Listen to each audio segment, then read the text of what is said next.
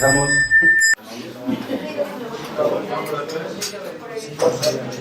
Al fondo se ve bien.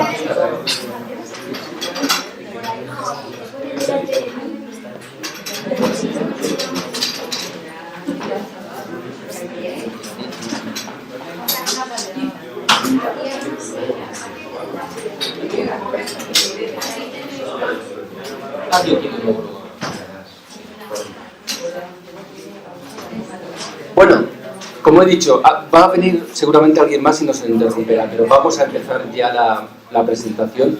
Más que nada por los que habéis sido puntuales, no os merecéis tener que estar esperando. Bien, lo primero que tengo que decir es uff. Llevo yo toda la tarde pensando, ¿cómo empiezo? Uff. ¿Por qué empiezo con uff? Empiezo con uff porque esos libros que veis ahí llevan un trabajo impresionante. Eso no se hace de un día para otro.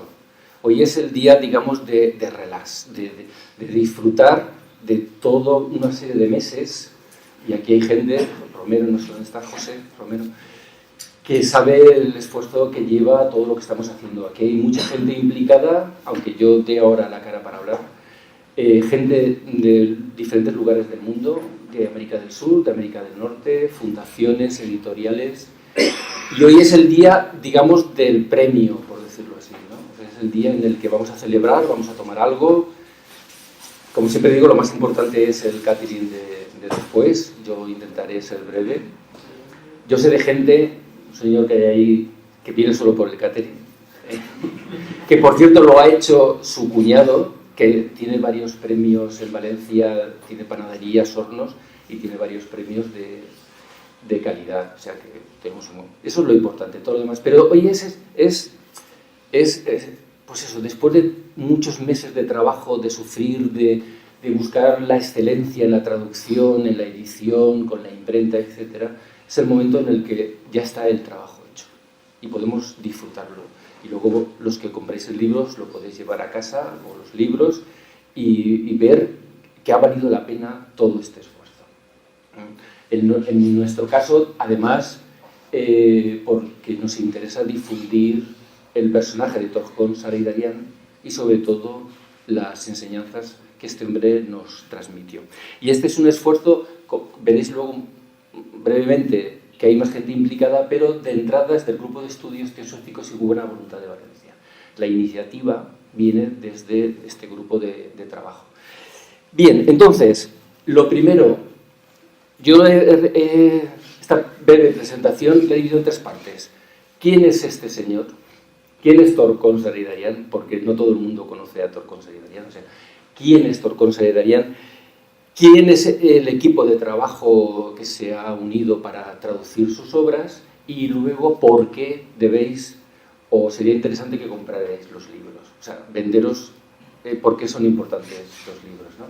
No con la idea, evidentemente queremos venderlos, pero no es la idea es difundir las enseñanzas, no reunir un dinero. Lo que pasa es que no queda más remedio que imprimir en papel, aunque yo soy más de PDF, pero sigue habiendo un interés muy profundo, muy grande en los libros en papel y que se puedan estudiar esos libros. Entonces, el personaje, primero, Torkon Sareidarian. Este señor nació en Armenia, creo que no se ve muy bien, pero cerca de Turquía. De hecho, la zona donde él nació, toda su familia, es turca hoy en día. Vivió ahí hasta el año 59, que se fue a Estados Unidos, y luego en Estados Unidos es donde hizo todo su trabajo de difusión. De hecho, cuando él viajó a Estados Unidos, iba en avión, lo cuenta en su autobiografía, le iba contando a la gente, yo voy a Estados Unidos porque tengo la misión de escribir muchos libros, y que esos libros se difundan. Este señor, me adelanto, pero en vida publicó unos 60-70 libros, pero su producción son de unos 150 libros. La fundación que su hija Gita Sareidarian, ahora veremos una foto, creó en vida de su padre, y una universidad y también una gran biblioteca tienen tiene una gran biblioteca con los libros sagrados de todos los pueblos del planeta, o sea, una de las mejores bibliotecas en ese sentido de libros antiguos.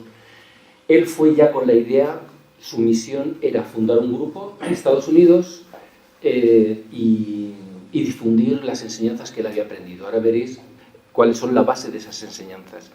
Entonces, este es el personaje en diferentes momentos de su vida y de pequeñito. Sobre todo la de la derecha ya es en Estados Unidos, las primeras fotos son, la de arriba también es de Estados Unidos, las otras son de cuando estaba en Turquía. Él vivió allí las guerras que ocurrieron en aquella zona, fue ingeniero de ferrocarriles, trabajó con el ejército, una historia muy larga que en su autobiografía la podéis leer, que un día también ya está traducida y algún día la publicaremos. Ese es su padre, porque la primera... Torkon Saridarian destaca ya de jovencito por dos grandes cosas. Una es que él ya tenía sueños premonitorios. Él cuenta cómo ya en sus sueños veía las montañas del Himalaya y tenía percepciones de los que llamamos maestros de sabiduría. Pero el primer instructor, el primer maestro fue su propio padre. En él se cumple una cosa que dice el Bhagavad Gita, que es cuando una persona tiene un nivel elevado, nace en una familia de yogis, nace en una familia que le va a poder dirigir para crecer más internamente. Y su padre y su madre, pero sobre todo su padre, ya desde muy pequeño lo fue orientando y le fue educando desde la vida cotidiana, o sea, ya en casa, con lo que hacía.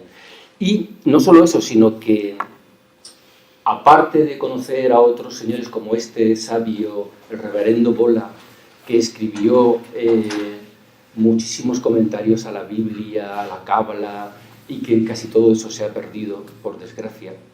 Él, llevado sobre todo por sus padres, en aquella zona predominan dos grandes movimientos de sabiduría, que son los derviches y los sufís. Y su padre ya le llevaba, a partir de los 9 años, a cuevas donde se celebraban los misterios derviches. Los misterios de los derviches son muy interesantes porque es de los grupos del mundo antiguo que perduran a día de hoy, que admiten a la mujer en sus misterios. Y de hecho, Blavatsky, que es uno de los maestros indirectos de Torkon, estuvo en ceremonias de los derviches y lo cuenta en Isis sin velo, un libro maravilloso de Blavatsky. Entonces, con los derviches, con los sufís, él cuenta cómo su padre le llevaba a unas cavernas donde se reunían y en la oscuridad empezaban los sonidos, luego las danzas con un poquito de luz, y dice que era algo impresionante. O sea que ya en casa, ya con su padre, ya en su territorio, este hombre fue empapándose de la sabiduría, como veis, de diferentes versiones, judía, cristiana, la de los sufís musulmana, etcétera, etcétera, ¿no? Por ejemplo, tuvo un maestro judío cuando estaba en Jerusalén. Toda su vida él estuvo de hecho, fue incluso dirigente, presidente, maestro, no sé cómo decirlo, de un colegio. Llegó a ser un gran pedagogo y él también llevó colegios, pero estuvo en varios monasterios aprendiendo con disciplinas muy estrictas. Bueno, pues él estuvo en monasterios y ahí pasó pruebas. O sea, de repente le decía al maestro, quédate en una calle mirando cómo pasa y cómo anda la gente. Y tenía que estar durante semanas solo observando cómo camina la gente. Y de cómo camina la gente deducir cómo son las personas. Pues primero hacía lo que le decía el maestro y luego le explicaban las razones de por qué. Una serie de anécdotas, todas de sabiduría, que están desperdigadas por todos sus libros. En estos libros lo veréis, verá como de repente dice, pues cuando yo estaba en el monasterio, el maestro me dijo tal cosa, tal otra. Y entonces eso está desperdigado no es un refrito, no es un señor que ha leído simplemente y luego sus obras pues coge un poco de aquí y otro poco de allá, ¿no? Sino que él tuvo, sobre todo hasta antes de irse a Estados Unidos, una gran vivencia y aparte muy variada, de muchos grupos y de muchas líneas de estudio. En el 59 se va a Estados Unidos y allí funda un grupo que le llamó Acuario. Él cuenta cuando llega a Estados Unidos que se sorprende mucho de cómo la juventud se estaba echando a perder por culpa de las drogas, las bebidas y todo esto, ¿no? Entonces, yo creo que era incluso peor que hoy en día. Y entonces él se propuso crear un grupo de estudio, primero, como es típico en Estados Unidos, en su propio garaje, igual que Steve Jobs y otros grandes, se ve que eso es normal allí en Estados Unidos, en su propio garaje de su casa montó un grupo, allí los domingos venía la gente, estudiaban esta sabiduría antigua que él estuvo aprendiendo y ayudó muchísimo, siempre se ha caracterizado Torcón por ayudar mucho a la gente joven, sobre todo con el tema de la droga y el alcohol, para intentar ayudarles a enderezar sus vidas, ¿no? Entonces ese grupo fue creciendo y a día de hoy incluso han comprado unos terrenos, creo que por Texas, donde han creado una universidad de estudio esotérico, el equivalente a una universidad nuestra, pero desde un punto de vista esotérico, con sus cursos, sus niveles, etcétera, etcétera, ¿no? Y un gran trabajo a nivel social con la gente de la calle, ¿no? También ha ayudado a familias, a padres, a hijos, desde este conocimiento que él adquirió. He puesto esto porque en un momento determinado, Onran, que es uno de los maestros que también a mí me llega más, se encontraron en Estados Unidos. Y no lo voy a leer lo que ponía ahí, pero se reunieron en una sala, los dos, a puerta cerrada, nadie sabe de lo que hablaron. Y lo único que contaron al terminar es que Onran le cogió de la cabeza y le bendijo. Le insufló una serie de energías a Torcón y ambos se reconocieron como grandes discípulos. No maestros, sino grandes discípulos. Y a mí eso, cuando lo descubrí, me gustó, porque hemos estado trabajando muchos años en estos maestros, en sus enseñanzas, en su vida, en el ejemplo de su vida, y que se reconozcan entre ellos. Cuando muchos maestros o mucha gente que se dice maestro lo que hace es criticar a otros y se enfrentan unos con otros, ¿no? Ellos de alguna manera se dieron cuenta que cada uno en su línea estaban trabajando en lo mismo, porque la sabiduría antigua llegue a la gente. Y ambos tienen sus propios grupos, porque el de Ivanov, la Fraternidad Blanca Universal, sigue en marcha, y el grupo de Torcón que creó también sigue en marcha. Eso en cuanto a Torcón.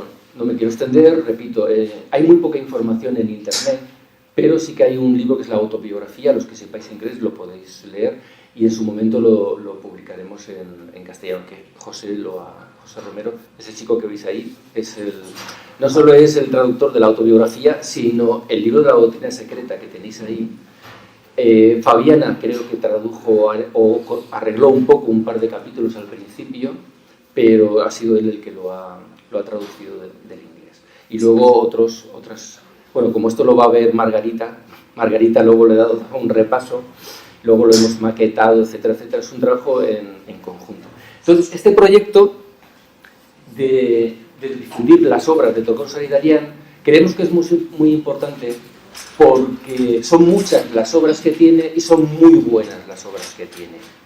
Entonces, hay ahí una cantidad de conocimiento, de sabiduría, para poder adquirir, que es una pena que todavía no estén traducidos todos sus libros al castellano. Habrá unos 20 más o menos traducidos, pero no todos, ¿no?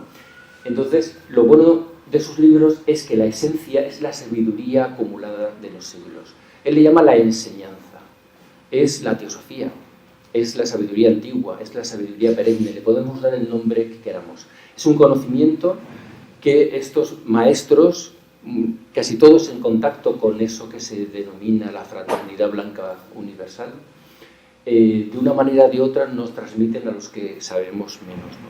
Entonces, hay un grupo de gente en el mundo, en el que nos incluimos nosotros, que nos hemos puesto manos a la obra a traducir, a maquetar, a publicar. Buenas tardes. Adelante, ¿dónde encontréis un sitio? Uy, Rafa, ¿qué tal? Avanti.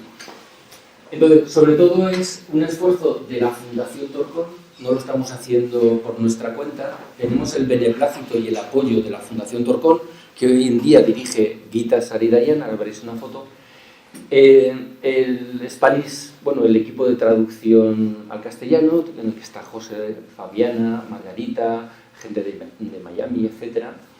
La editorial Creación es la que da el marco legal a la publicación en España de estos libros. Hemos empezado fuerte con 2 libros muy buenos, muy potentes, y el grupo de estudios teosóficos que, y aunque yo no lo ponga, de buena voluntad de Valencia. Entonces es un equipo en conjunto que estamos trabajando. Esta escrita Sara Darian, ella en todo momento nos ha estado apoyando. Si había que conseguir el ISBN en América y en España, ya nos conseguía el ISBN, la página de créditos, la portada, etcétera, etcétera. Ha estado constantemente apoyándonos es hija de Torcón y al mismo tiempo discípula de su padre. Y es la que ha cogido en sus hombros, bueno, y una especie de consejo que tienen en la Fundación Torcón, una fundación sin ánimo de lucro. Han cogido, digamos, la antorcha del padre para cumplir, por ejemplo, de la universidad, que es uno de los sueños que él tenía, que era una universidad esotérica. El equipo de traducción, bueno, Margarita, Guita, José Romero, Fabiana, Puri Jesús son de la editorial Creación. Y con la colaboración especial, espero que nadie se ofenda por lo que voy a poner aquí, con el que más ha trabajado, sobre todo custodiando los libros, es mi perrito Maki. Por si no lo veis, es este que está aquí. Porque desde que llegó la primera caja a casa, él ha estado ahí primero ladrando a todo el mundo que se acercaba y luego rondando los libros. No se ha meado las cajas ni nada, o sea, pero los ha protegido, nadie ha tocado. Él es el máximo colaborador. Y tengo que agradecer a Juan Carlos García. Juan Carlos García es un señor canario, músico, tiene muchísimos álbumes ya en su haber, lo podéis encontrar en Amazon, en iTunes Store, etc. Y hizo un álbum que se llama Los Grandes Discípulos. Entonces, en ese álbum está Max Heindel, está Rudolf Steiner, está Torcón Saridarian, está Blavatsky, y para los book trailers nos cedió gratuitamente la música. Eso que antes escuchabais al principio era una de sus pistas. Que de hecho, esa es una novedad, no sé si lo haremos, pero dentro de 2 o 3 meses sacaremos otro libro de Rosso de Luna y él tiene pensado otro CD, otro álbum de otros discípulos y Rosso de Luna es uno de ellos. Y posiblemente nos pueda ceder la música de Rosso de Luna para el libro. Entonces, es de buen nacido ser agradecido. Este hombre nos ha cedido gratuitamente su música. ¿Por qué comprar estas 2 obras? Y ya estoy acabando. ¿Por qué? Pues fijaros, os voy a poner un poquito de información para poneros para aquellos que no lo sepáis. Torcón, entre todo lo que destaca, Torcón sabía sánscrito, tradujo el Bhagavad Gita del original sánscrito, sabía varias lenguas, como la judía, de la zona donde vivió, evidentemente, el inglés. Su inglés es sencillo, no es muy difícil de traducir porque es relativamente sencillo. Pero Torcón, primero, aparte de esos monasterios y de esos maestros de su zona y esos derviches y etcétera, él conoció la obra de Blavatsky, incluso tradujo parte de la doctrina secreta, no sé cuál sería, en Turquía, el turco, ¿se dice así? ¿Turco? Lo tradujo igual que hicieron los Roeri, que tradujeron al ruso la doctrina secreta de Blavatsky, y él dice literalmente en su autobiografía: amo a Blavatsky muchísimo. Una de las piezas capitales de toda la obra, y por eso un libro entero es Comprendiendo la doctrina secreta, donde se reúnen clases que él dio y estudios que él hizo de diferentes momentos de cosmogénesis y antropogénesis de la doctrina secreta. Este es uno de los ejes que vamos a encontrar en toda la obra de Torcón. Torcón estudia con profundidad, más que muchos que yo conozco, la obra de Blavatsky. Para mí personalmente, ya es un valor en las obras de Torcón que estudie y que explique las obras de Blavatsky. Luego, estudia también con mucha profundidad, me enteré por Daniel precisamente, yo no lo sabía, que el tibetano tenía creo que 40 discípulos, un grupo de discípulos seleccionados para darles una enseñanza superior, que no la de los libros azules simplemente, ¿no? Entonces, él, fijaros, dice, durante 25 años estuvo estudiando porque la escuela arcana tiene una forma de estudio donde uno lo hace por correspondencia, y él por correspondencia estudiaba en la escuela arcana creada por Alice Bailey, y que es la que escribió por telepatía los libros del tibetano. Entonces, yo no he visto todavía nadie que unifique tan magistralmente las enseñanzas de Blavatsky, las enseñanzas del tibetano y ahora otro que vamos a ver. Y en el libro de la doctrina secreta, por eso esta parte es por qué deberíais de comprar los libros. En el de la doctrina secreta, magistralmente utiliza el conocimiento del tibetano de Blavatsky de manera que uno ve que no se contradice, sino que se armonizan.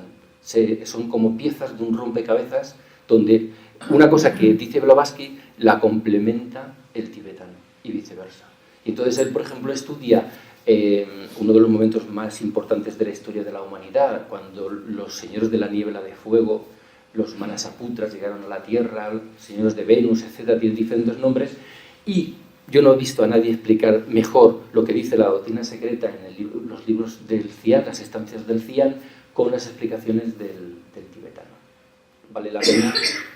Y lo hace de una manera además clara, sencilla, accesible, que eso ya es también un don. Una cosa que quería, una anécdota que quería comentar sobre esto, porque el otro día lo iba a hacer en la radio, pero no me dio tiempo. Porque yo esperaba que en la radio, yo dije en la radio, estoy resfriado, estoy muy malito y tal y tal y tal, ¿no? Y entonces, digo, me preguntarán para ver cómo voy con mi resfriado, ¿no? Y yo pensaba contar una anécdota de Torcón, y no hubo lugar, pero no me preguntaron. Pero resulta que Torcón estaba muriéndose también malísimo en Turquía, que no quería ir a trabajar, que estaba hecho polvo, muy negativo, ¿no? Y de repente le llegó una carta de Alice Bailey, donde Alice Bailey lo había seleccionado, no lo de los 40, sino que lo había seleccionado para hacer un grupo especial. Y dice que de repente, cuando leyó la carta de Alice Bailey diciendo que a él lo habían seleccionado para hacer un grupo muy especial, de estudiantes muy avanzados, dice que se le fue el resfriado, se le fue la gripe, el cansancio, se le fue absolutamente todo. Entonces lo pone como ejemplo de cómo, aun incluso en la vida cotidiana, cuando estamos malos y tal, determinadas cosas pueden cambiarnos. Lo de la energía psíquica, Miguel, que hablábamos ayer, puede cambiar todo, incluso si estamos o no enfermos. Sí, impresionante. Y luego, la tercera, no he puesto, y esto estaría mal, tenía que haber puesto una foto. La tercera pieza, hola, ¿qué tal? El tercer maestro o maestros, que son los tres baluartes en los que Torcón trabaja, es la enseñanza del maestro Moria que da Alo Roeric.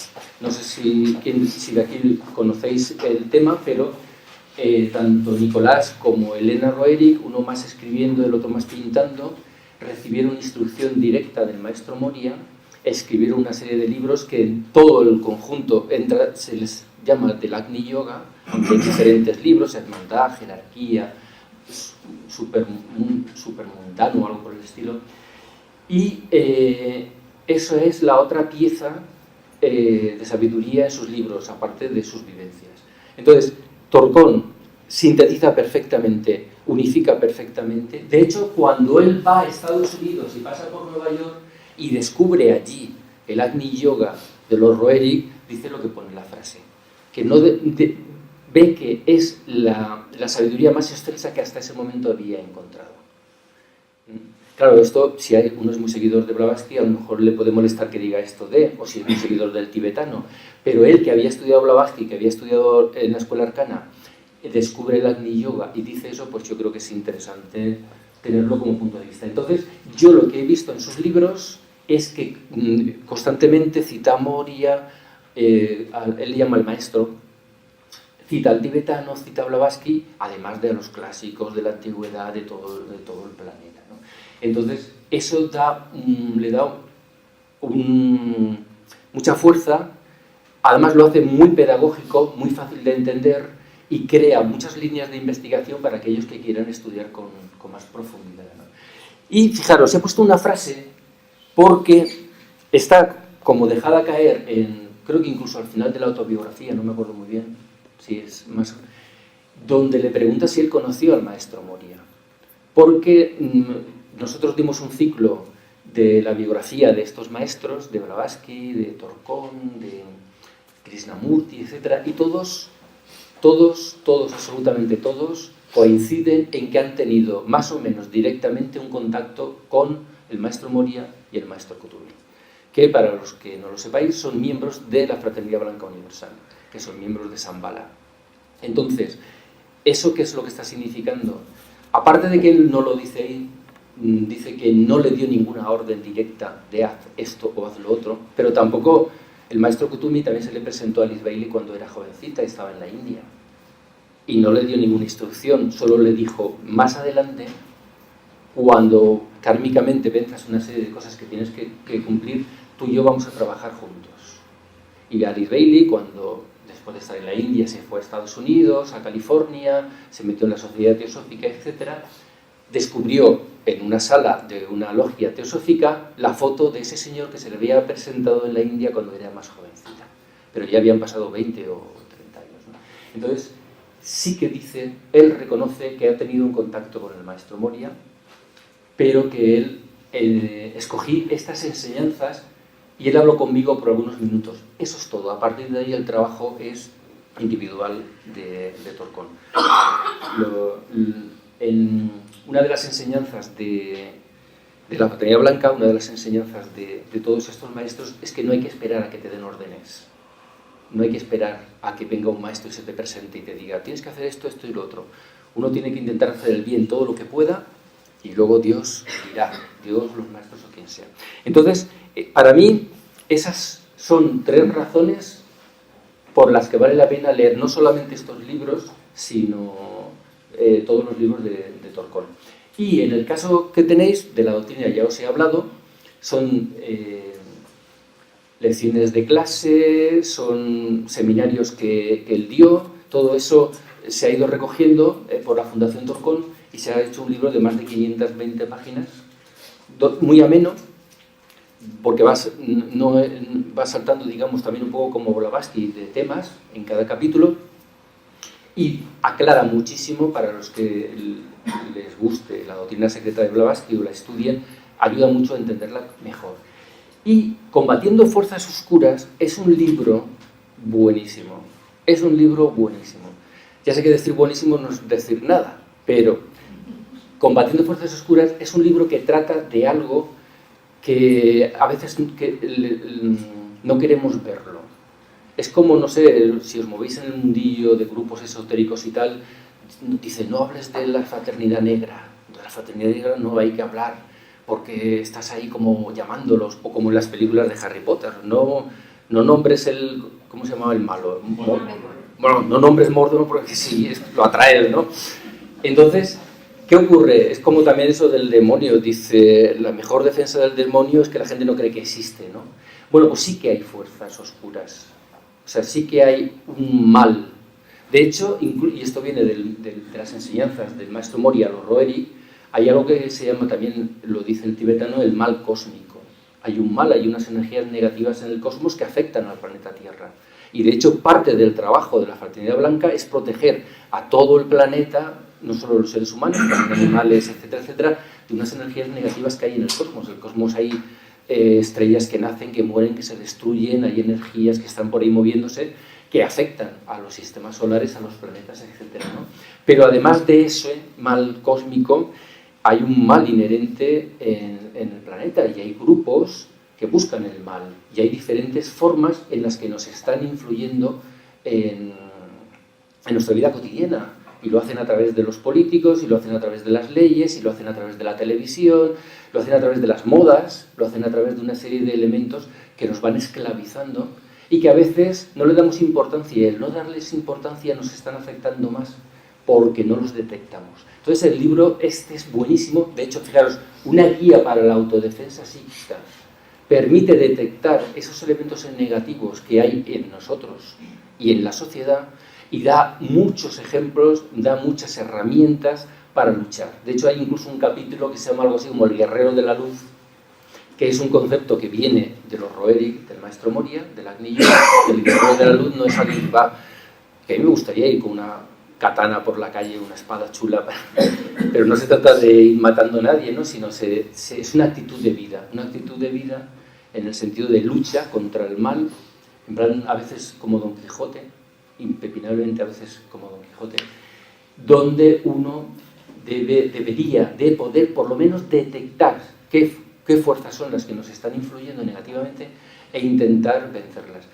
Un ejemplo muy claro, las finanzas, habla de eso, cómo a través de la economía, a través de la deuda, a través del consumismo, las fuerzas oscuras nos esclavizan. Eso es una realidad.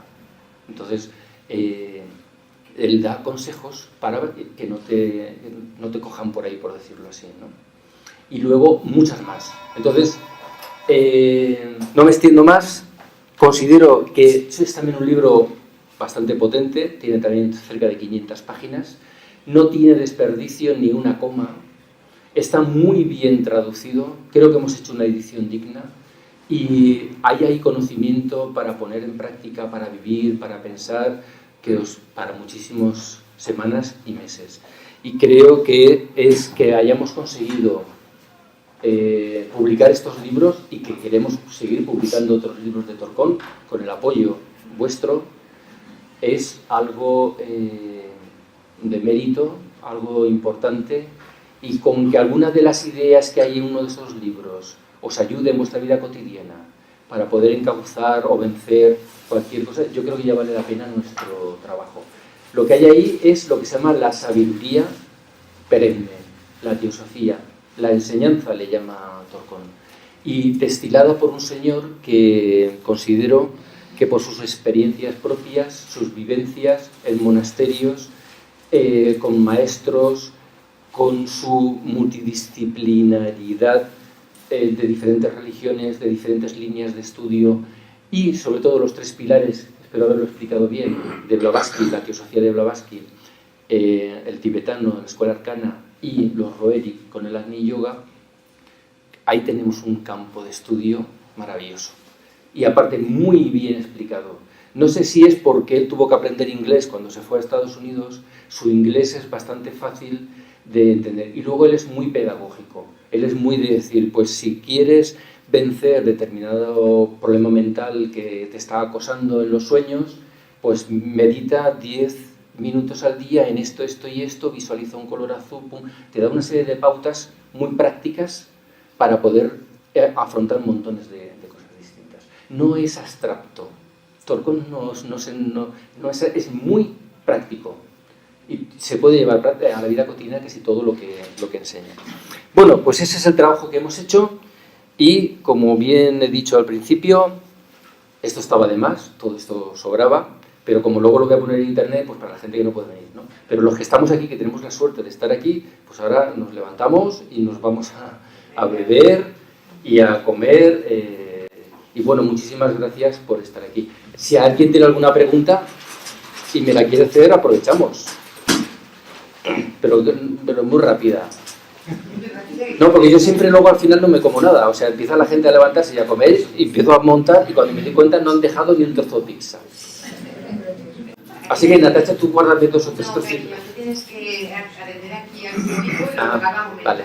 ¿Alguna pregunta? Dime. Oye, ya que has leído igual bastante de Torcón, él no conoció a Blavatsky directamente. No. Pero a todos, o menos en nosotros, que también nos interesa Blavatsky, la mirada, esa visión de su mirada, ¿en algún momento Torcón habla de Blavatsky solamente por su mirada? O, hasta donde yo he leído, yo me habré leído unos 20 y tantos libros de Torcón. Leer, otra cosa es estudiar, porque Torcón es para estudiarlo, ¿no? Entonces, constantemente cita a Blavatsky, pero más bien la obra de Blavatsky, algo que Blavatsky dijo de esto, algo que Blavatsky dijo de lo que sea, ¿no? O sea, los viajes de Sohan o la Atlántida o lo que sea, ¿no? Solamente he encontrado una anécdota hasta ahora en lo que he leído. Recuerda, son 150 libros y traducidos 20 y algo nada más. Solamente una anécdota, pero que él la recoge del Líbiter, en realidad. Él cuenta cómo en la Atlántida se creó el vínculo entre el maestro Moria y Blavatsky. Dice que en una batalla que Líbiter cuenta más, porque un señor llamado Duarpa, esto un grupo que teníamos de estudio y tal, lo hemos hablado bastantes veces, ¿no? Pero en la Atlántida hubo una serie de batallas entre el bien y el mal impresionantes, ¿no? Y un señor llamado Oduarpa, que Blavatsky, Oduarpa es como lo llama Leadbeater, Hiranyaksha es como lo llama en la doctrina secreta Blavatsky, llegó a ser el sumo sacerdote del mal, consiguiendo una serie de poderes, tenía una capa mágica, una serie de historias, ¿no?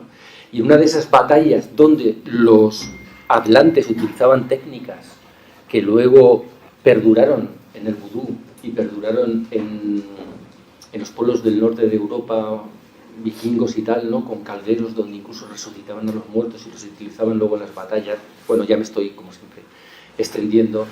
En una de esas batallas, un enemigo lanzó una flecha contra el que en aquel momento era el maestro Moria, que estaba comandando un ejército. Y entonces la que era un soldado, hombre, en aquel momento, en esa reencarnación, que era la futura Blavatsky, se interpuso entre la flecha como si fuese un guardaespaldas y recibió la flecha a ella en el corazón y salvando la vida de Moria. Eso lo recoge Torcón, yo lo he leído ya 3 veces en diferentes libros porque a eso le impresionó. Y cuenta cómo eso creó un vínculo entre ambos, Moria y Blavatsky, para siempre. Pero yo no he visto que hable de la mirada de Blavatsky, ni que haya, de momento, hasta, ya te digo, hay mucha información que todavía no hemos leído, ¿no? Y ya iremos descubriendo cosas. ¿Algo más? ¿Alguien tiene alguna preguntita?